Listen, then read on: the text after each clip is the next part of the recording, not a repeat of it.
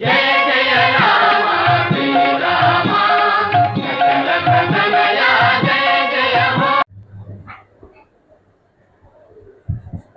చిన్నప్పుడు ఒక సినిమా చూసా. సినిమా పేరు పాపులార్ అని. ఒక ఫ్రెంచ్ సిటిజన్ హెన్రీ చారియర్ అనే అతన్ని చెయ్యని నేరానికి అతను ఫ్రెంచ్ డెవిల్స్ ఐలాండ్ అనే ఒక ఐలాండ్ జైల్లో పడేస్తారు. అతనికి ఏంటంటే బయటకు వెళ్ళిపోవాలి అనేది ఒక ఆకాంక్ష. జైల్లో ఎన్నిసార్లు తప్పించుకుంటాడు? 17 సార్లు తప్పించుకుంటాడండి. తనతో పాటు ఉన్న వాళ్ళు చాలా మంది అడుగుతారు, రా మనం తప్పించుకుందాము, నేను ఇక్కడే ఉండిపోతాను.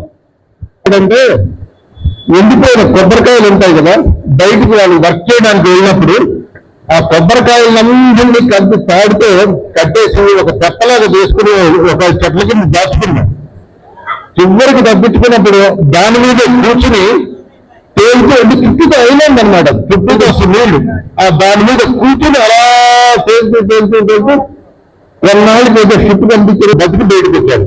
అక్కడ ఒకే ఒక మాట్లాడతాడు, బతకాలనుకుంటే ఎలాగైనా బతకచ్చు, కానీ స్వతంత్రంగా బతకడం అనేది చాలా ఇంపార్టెంట్ అని చెప్పేసి.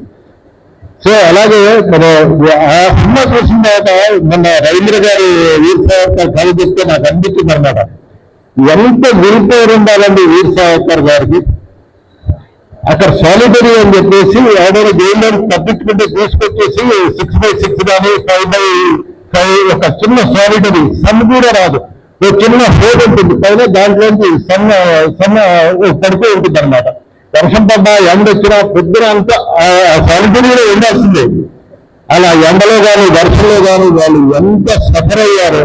కొబ్బరికాయలు 4 మనకాయలు వేసి దాన్ని జానకితో నూనె తీసాడంటే ఎంత విల్ ఉండాలండి మనిషికి.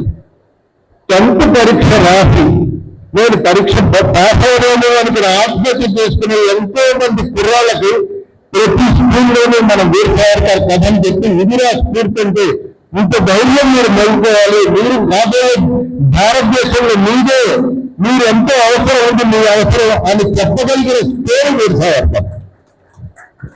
సో మన వాళ్ళందరూ కూడా ప్రతి స్కూల్లో కూడా 10th వాళ్ళకి ఇంటర్ వాళ్ళకి వీర్ సావర్కర్ స్టోరీ పర్సనల్గా వెళ్ళి చెప్పి మీ అవసరం ఇవ్వాల్సిన పరీక్షతో కాదు, రేపటి ఉంది, రేపు భారతదేశానికంతా మీరే పౌరు, ఈ దేశాన్ని రక్షించాల్సిన బాధ్యత మీ మీద ఉంది అని మనం వాళ్ళకి చెప్పగలిగితే వీర్ సావర్కర్ స్ఫూర్తి దానికి అర్థం.